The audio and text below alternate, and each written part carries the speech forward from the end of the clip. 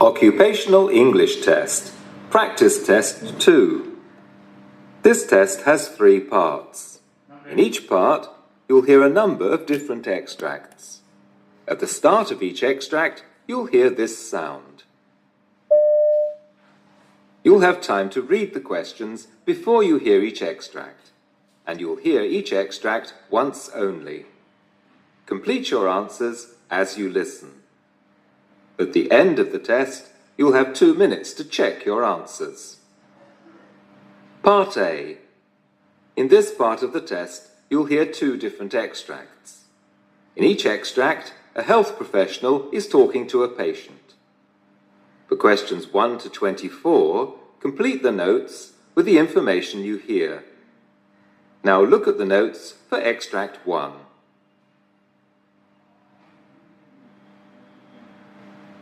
Extract 1, questions 1 to 12.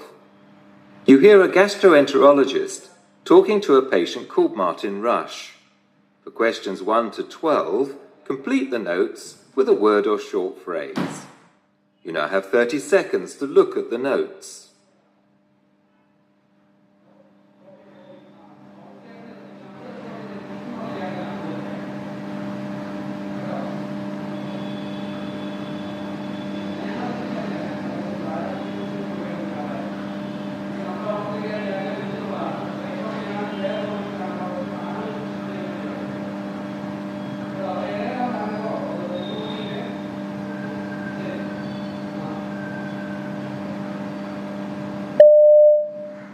So, Martin, you've been referred to me by your GP, and I've got your notes here. But first of all, perhaps you could tell me in your own words what's brought you here today. Well, it's a combination of things, really. I suspect they're all related. I've been getting really bad heartburn. It's quite extreme and always worse after I've eaten. Something else I've noticed is that I sometimes get bile in my mouth, which tastes revolting, and it probably makes my breath smell. It's absolutely disgusting. I seem to be belching and burping a lot too, and I'm full of gas or water or something. I feel bloated virtually all the time.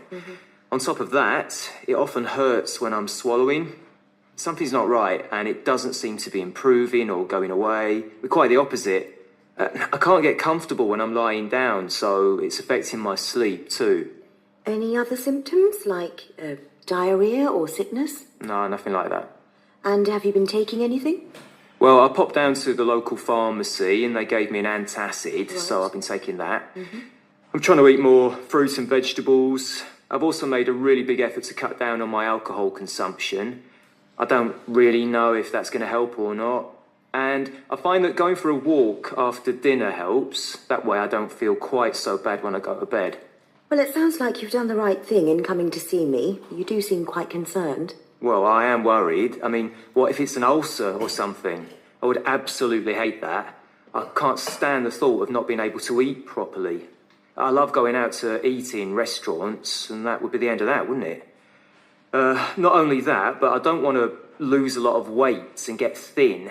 I've always been quite fit and strong, and the last thing I want is to go all weedy looking. And then there's my job. I work on a construction site and I don't want to have to ask my colleagues to do things for me or depend on them for anything. I'm a project manager, so I can't afford to take time off if I'm ill. Yeah, taking time off work would be a big problem for me. From what you've said, I don't think it'll come to that. Could you look into it though? I mean, do some tests. I reckon that'd give us a clue as to what's going on. I'm just worried I might need to have surgery. That'd be awful. I'd really hate that. Okay, well, I think we're getting ahead of ourselves a bit. Could you just talk me through any major illnesses or accidents you've had in the past? Well, there's not much to report. When I was small, I had whooping cough. Then I went travelling around Central Asia 4 years ago and managed to get a bug, some food poisoning thing.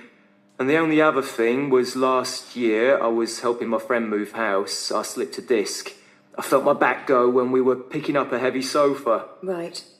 And one last question before I take a look at you about medication. Where are you with that? Well, I'm still on the blood pressure tablets my GP gave me 3 years ago, the Ramipril. That's the only medicine that I'm actually prescribed. Otherwise, I do tend to take a fair amount of ibuprofen because of the work I do. I get a very sore knee because I'm often working on all fours on pretty hard surfaces.